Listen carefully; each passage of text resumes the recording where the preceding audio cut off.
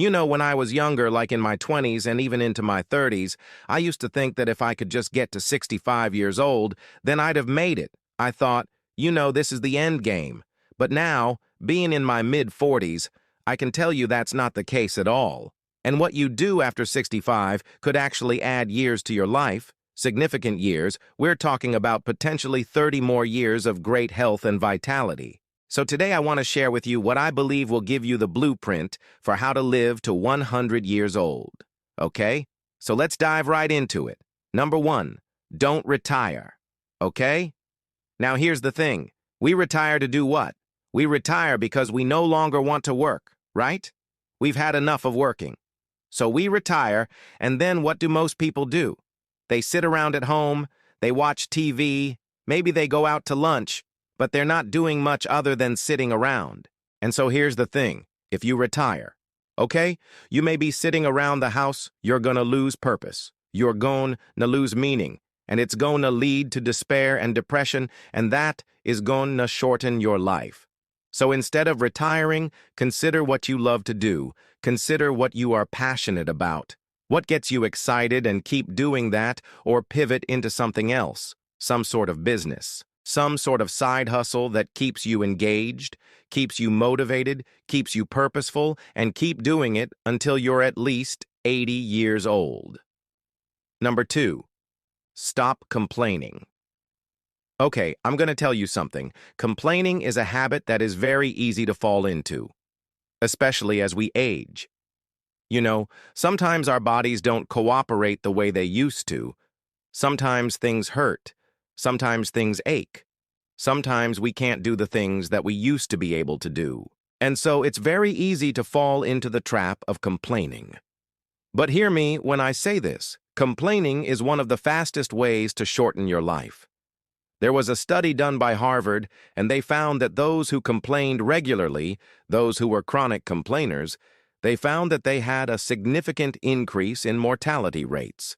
Now, I'm not saying that we shouldn't acknowledge our challenges, our struggles, our pain. Of course, we should acknowledge them. But complaining about them, griping about them, whining about them, that is a surefire way to shorten your life. Instead, focus on gratitude. Focus on what you have rather than what you don't have. And when you start to cultivate gratitude in your life, you're going to find that you're going to start to extend your life. Number 3, don't eat alone. I mean, we're social creatures, right? We need people. We need connection. And so many of us, especially as we age, we tend to eat alone. We don't spend time with family. We don't spend time with friends. We isolate ourselves. And again, that leads to despair and depression and loneliness, which can shorten your life. So if you're eating alone, it's time to stop doing that. It's time to pick up the phone, call a friend, call a family member, reconnect with them, and start spending time together, having meals together. Number 4, stop using excuses. Here's the thing. Excuses are a way for us to feel justified in our actions or lack thereof. Excuses are a way for us to avoid responsibility. Excuses are a way for us to avoid taking action. And here's the deal. When we use excuses, we are giving away our power. So instead of making excuses, take responsibility. Take control of your life. Do what needs to be done even when you don't feel like doing it, because that discipline, that delayed gratification is what's going to allow you to live longer. So if you're tired of making excuses, if you want to start taking control of your life, then it's time to stop making excuses and start taking action.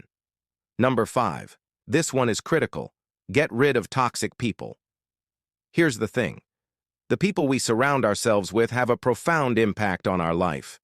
If you have toxic people in your life, people who bring you down, people who criticize you, people who make you feel bad about yourself, people who drain your energy, it's time to cut them out of your life. Now, this doesn't mean that you have to be rude. You have to be mean. You don't have to create drama. Just simply disengage from them.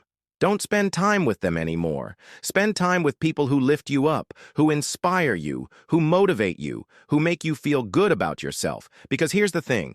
The people we surround ourselves with have a profound impact on our life, and if you have toxic people in your life, It's time to get rid of them. Number 6, stop holding grudges. Here's the thing.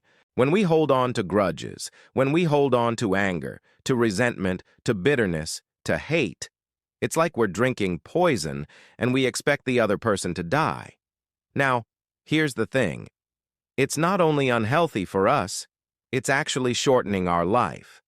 So if you want to live longer, if you want to live a vibrant, healthy life, it's time to let go of those grudges, to forgive, to release the anger, the resentment, the bitterness, the hatred, and to replace it with love, with joy, with happiness.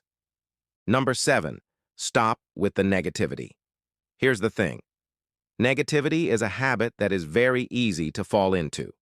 It's very easy for us to focus on the negative, to dwell on the past, to worry about the future, to fear what's to come. But here's the thing. Negativity is a habit that is shortening your life. Instead, focus on the positive. Focus on what you can control. Focus on what you can do. Focus on the present moment, and that is going to help you live longer. Number 8, don't underestimate the power of sleep. When it comes to sleep, there's a lot of conflicting information out there, right?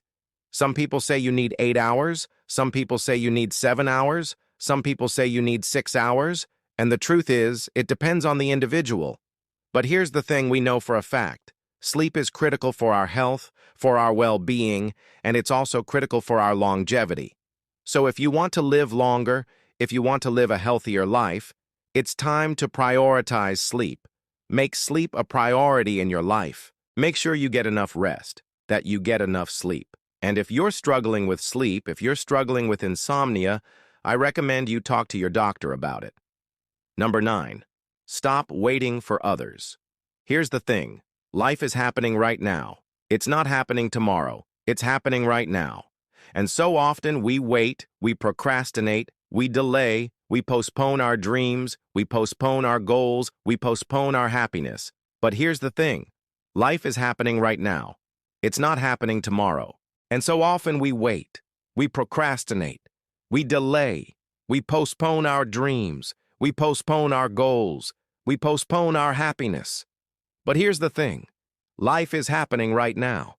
Don't wait for others. Don't wait for circumstances to be perfect. Don't wait for the timing to be just right. Start now. Start where you are. Start with what you have. And number 10, don't let your emotions control you. So often we let our emotions control us, right? We let our anger, our fear, our sadness, our anxiety, we let these emotions control us. But here's the thing. When we let our emotions control us, we are shortening our life. Instead, take control of your emotions. Take control of your thoughts. Be aware of your emotions, but don't let them control you. All right, so I hope you enjoyed this video. I hope you found it helpful. If you did, please leave me a thumbs up. I appreciate it. And also, please share this with your friends, with your family, with your community. I think this information is vital, especially for those who are over 65. All right, thanks for watching. Have a great day.